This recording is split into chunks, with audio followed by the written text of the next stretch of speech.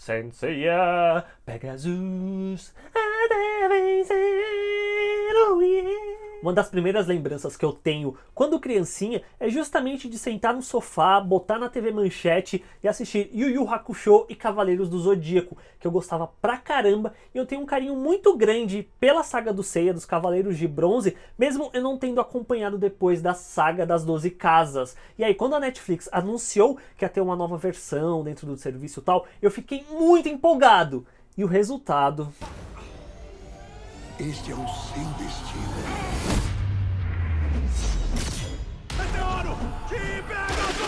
Antes de eu comentar mais sobre Cavaleiros do Zodíaco, se esse é o primeiro vídeo aqui no canal, não se esqueça de deixar um like para ajudar esse vídeo a chegar a mais pessoas, por consequência o canal crescer e ficar cada vez melhor. Se inscreva aqui embaixo e também deixe nos comentários qual é o seu cavaleiro favorito de todos. A trama acompanha Seiya e sua irmã Seika sendo atacados por uma organização e sendo salvos por um cavaleiro de ouro, que acaba levando a irmã do Seiya embora. Anos depois, o Seiya descobre ter poderes e parte em busca de se tornar um cavaleiro de bronze. Essa nova versão de Cavaleiros do Zodíaco traz questões muito legais, mas junto com essas novas questões, há também outros elementos dentro disso que acabam não funcionando muito bem. O fato deles trazerem para a atualidade, para os tempos atuais, essa história, ela funciona principalmente na figura vilanesca desse novo vilão que é inserido dentro dessa história, que é o Vander Gurard, que ele tem essa organização onde tem essa lenda de que a humanidade vai ser destruída pelos deuses, então ele toma para si a responsabilidade de ter um poder à altura dos deuses para conseguir derrotá-los. E é muito legal essa questão, principalmente do que envolve a tecnologia, dele pegar uma armadura e a partir dela tentar criar uma nova armadura humana, nesse sentido, dele industrializar os cavaleiros, de criar esses cavaleiros negros, que é um conceito que tinha na animação, no anime clássico, que é trazido para essa nova versão, que acaba funcionando muito bem. Só que, por um outro lado, quando você coloca os cavaleiros para lutar contra tanques, helicópteros e pessoas com armas de fogo, fica muito estranho você ver essa luta, essas batalhas, porque não tem emoção, é algo muito chato e estranho. E o visual da série, ele é bem simples, principalmente nos cenários. Eu acho que acaba até sendo uma escolha equivocada de colocá-los no deserto, porque de fato o deserto é algo sem graça. É uma grande imensidão de areia. Nos primeiros episódios que tem mais cenários, ele vai pra Grécia e tal, tem uma variedade maior que acaba sendo mais interessante de ser vista. Mas aí do terceiro episódio finalzinho pro quarto em diante, acaba sendo quase que sempre a mesma coisa e nada é tão visualmente interessante assim. Mas se nos cenários é tão simplório, eu não posso dizer o mesmo relacionado aos personagens, porque cada cavaleiro tem todo um cuidado, eles são muito lindos visualmente de serem vistos, seja na questão dos cabelos, principalmente nas armaduras, que tem texturas, tem brilho e tal, é algo muito bonito de ser visto. E a questão dos golpes,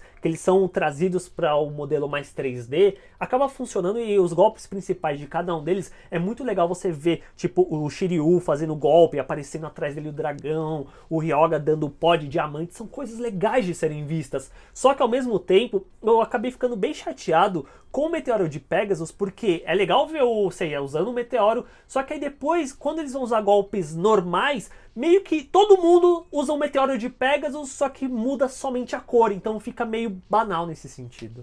Que da hora! Seiya, é com você! Acaba com ele! Pode crer!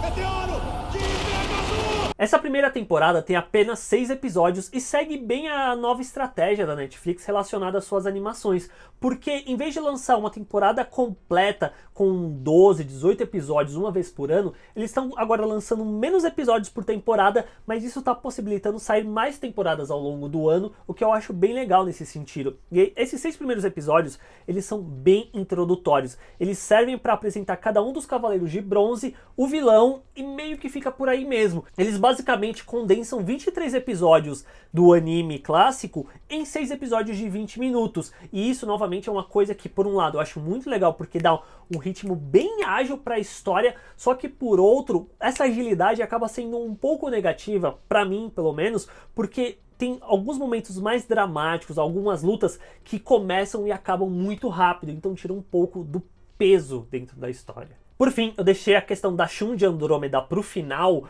porque, primeiro que eu já fiz um vídeo falando sobre a questão da representatividade dela, que você pode ver aqui, mas ainda assim eu fui aberto e disposto a ver o que eles iam me entregar com essa nova interpretação da personagem.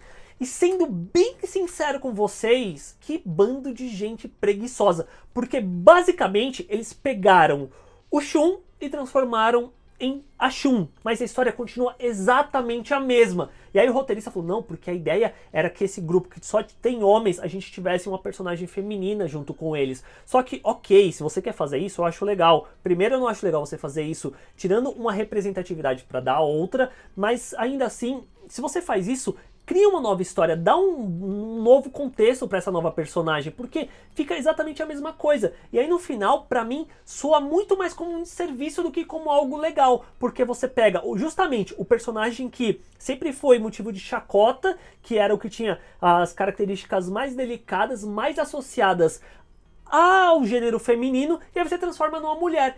Nesse processo você praticamente tá validando todo o preconceito e machismo em torno desse personagem, que não é nem um pouco legal. E indo mais além ainda, a Shun acaba virando a única personagem que quando anda, você escuta que ela tá usando salto, você escuta os passos de salto quando ela tá de armadura, e não somente isso, ainda assim tem ângulos que meio que servem pra não ressaltar, mas pra deixar em evidência a bunda da personagem, que é algo que não ocorre com nenhum dos outros cavaleiros. Então, tipo, qual que é o sentido disso no final das contas? É só você querer causar um buzz em torno da mudança de um gênero de um personagem, mas você não vai além disso? Então, pra que fazer? Eu assisti dublado em português do brasileiro e eles trouxeram as vozes dos personagens da animação. Então, a Saori, o Shiryu, o Seiya, o Ikki, o Ryoga tem as vozes clássicas, e isso acaba sendo muito legal, porque eu acho que esse é o principal elemento que dá aquela nostalgia, aquele quentinho no coração, e você escutar essas vozes reconhecíveis.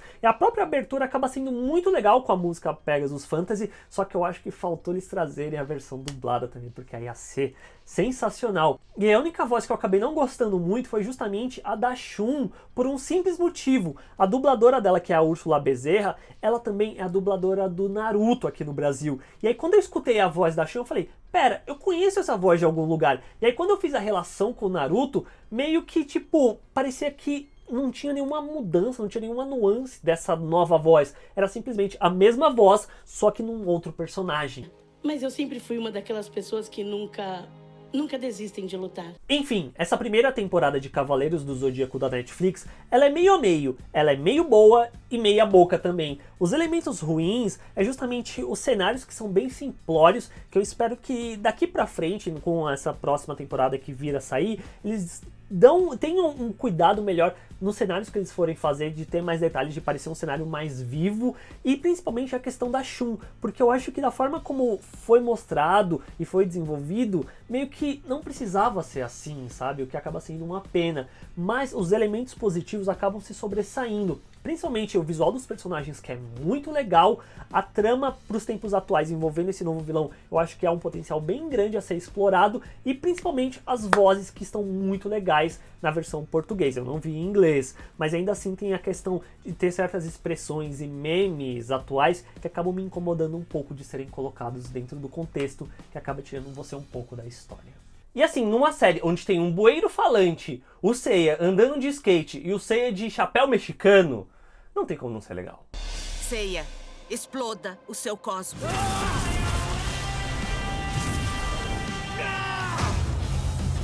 E é isso, pessoas, esse é meu vídeo comentando sobre a primeira temporada de Cavaleiros do Zodíaco. Vocês gostaram, não gostaram? Deixa aqui embaixo nos comentários o que vocês acharam dessa temporada e qual é o cavaleiro favorito de vocês. Não se esqueçam de se inscrever no canal clicando na bolinha aqui do ladinho para não perder nenhum dos próximos vídeos. Deixa aquele like aqui embaixo que isso ajuda esse vídeo a chegar a mais pessoas.